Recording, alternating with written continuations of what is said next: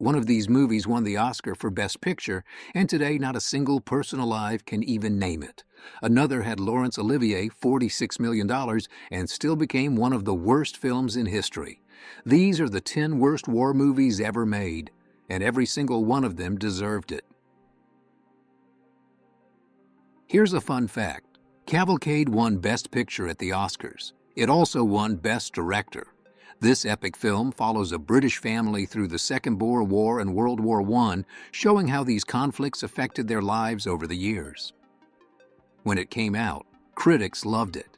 It was ambitious, especially for 1933.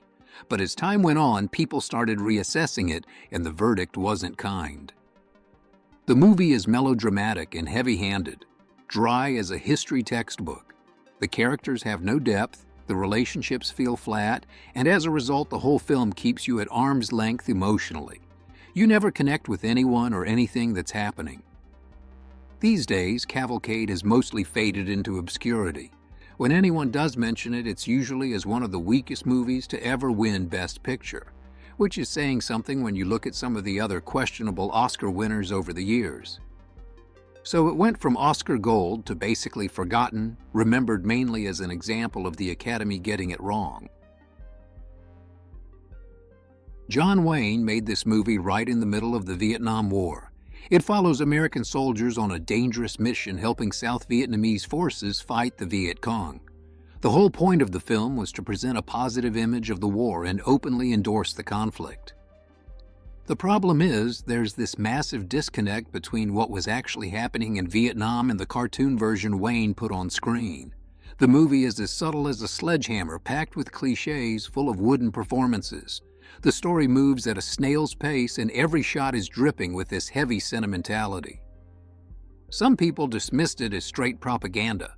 Politics aside, it's just not good entertainment. It feels like a movie from the 1950s somehow got made in 1968, and not in a charming way, in a dated, clunky way. The Green Berets wanted to be a patriotic tribute, but ended up being one of the most controversial things Wayne ever did. Chuck Norris plays Colonel James Braddock, a Vietnam vet who goes back to rescue American prisoners from a Vietnamese camp. On paper, this sounds great. In execution, it's basically Chuck Norris doing his version of Rambo, except worse. The movie has zero regard for realism or historical accuracy. Braddock is invincible from the start. He takes out entire enemy camps by himself with no trouble. There's no character development, no real tension, because he's never in any actual danger. Every other character is either a cardboard cutout or a plot device. You've got the good guys and the bad guys with no shades of gray anywhere. There are a couple decent moments. There's a hotel room fight scene that's pretty engaging, but they're too rare. Most of the movie is just tedious. Basically, it's a B-movie that doesn't even manage to be fun B-movie entertainment. At number 7, I've got Civil War Western about Union soldiers defending an outpost against a Confederate attack. Sounds fine. The execution was not fine. The movie is confusing. Characters do things that make no sense, the production looks cheap, the battle scenes are weak, and despite all this happening, it somehow feels way too long, even though it's only 73 minutes. The only reason anyone remembers this movie is because it was one of Clint Eastwood's earliest roles, and Eastwood himself has admitted it's terrible.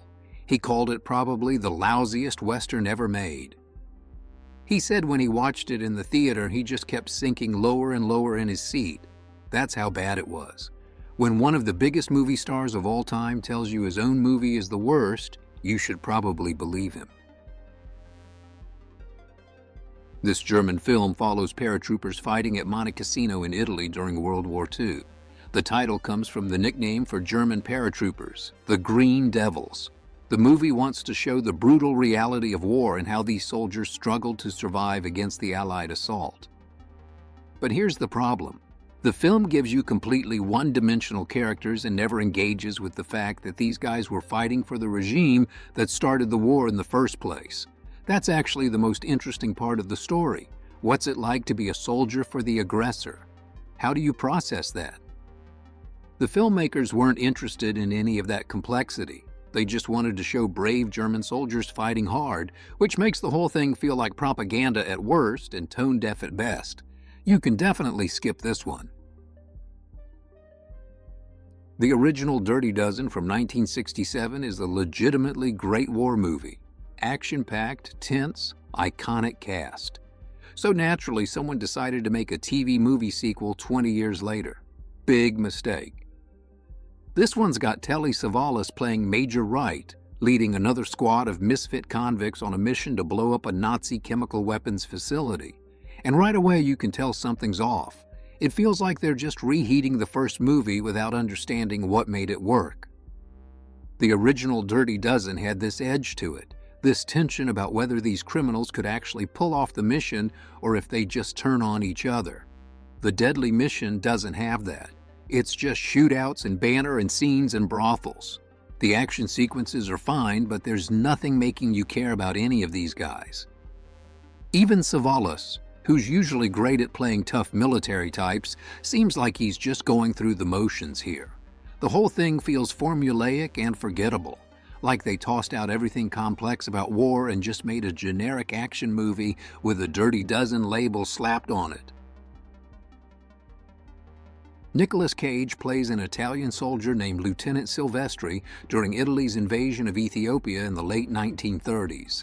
The plot follows him after he has this encounter with a local woman that leads to her death, and then he's consumed by guilt and paranoia about what he's done. On paper, that's actually interesting. You've got themes about colonialism, moral responsibility, the psychological damage war does to people, but the movie doesn't explore any of it properly. Cage's performance bounces between genuinely compelling moments and scenes that are unintentionally hilarious. The script's underdeveloped, so he's working with material that doesn't give him much to do, and the result is this muddled mess that can't figure out what it wants to be.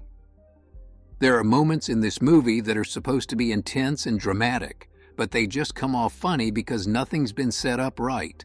The whole thing lacks a clear vision. It wants to say something deep about war and responsibility, but doesn't know how.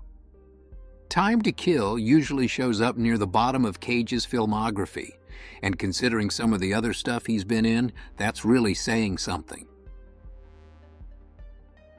I'm not talking about the 2001 movie with Owen Wilson. This is a different Behind Enemy Lines from 1997 that most people have never heard of, and there's a good reason for that. Thomas Ian Griffith plays Captain John Reed, who takes a small team on a covert mission to rescue a U.S. congressman. He's being held hostage by a warlord in some fictional Southeast Asian country. The script makes no sense half the time, and the action scenes are poorly choreographed and don't land with any impact. Even for a low-budget action movie, this thing is pretty bad. The effects are bad, the acting's bad, the dialogue is meaningless. Everything just compounds into this actively unpleasant viewing experience where you're not entertained, you're not engaged, you're just watching time pass. It's basically just doing what 100 Vietnam War films already did, except worse. It's covering ground that's been covered to death, bringing nothing new to the table.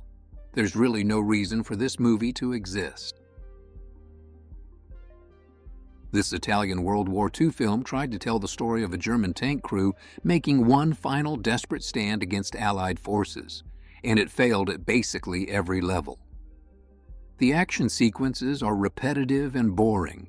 Tank battles shouldn't be boring, but these are. The music's silly and the dubbing's awkward. It's one of those Italian films where the English dialogue was added later and nobody's mouth matches what they're saying. The dialogue itself is frequently weird. Then there's the historical accuracy problems. There's wrong uniforms, wrong weapons, wrong tactics. At one point, you can actually see German soldiers accidentally firing on their own guys, and they just left that in the movie. Critics tore it apart for all these issues, but honestly, the bigger problem is that it's just dull. Low budget and flimsy with nothing deeper than explosions and gunfire. It doesn't explore anything, doesn't say anything, just puts tanks on screen and hopes that's enough. It wasn't. And here we are at number 1. This movie about the Battle of Incheon during the Korean War is often listed among the worst films of the entire 1980s, and it absolutely earned that reputation. Laurence Olivier plays General Douglas MacArthur, and he's actually decent in the role. But everything else about this movie is a complete disaster. The supporting performances are terrible. There's no historical accuracy whatsoever. The script is one-note and simplistic, and the way it portrays Korean soldiers is just lazy. They're all villains. None of the communist characters even get dialogue. They're just plot devices for the American heroes to fight against. The whole thing has about as much narrative depth as a video game cutscene. There's no complexity, no nuance, nothing that makes you think about the actual human cost of the Korean War. Incheon cost $46 million to make. It made $5.2 million at the box office. That made it the least profitable movie of 1982 and one of the biggest box office bombs in film history. It's not just a bad war movie, it's one of the worst movies ever made, period.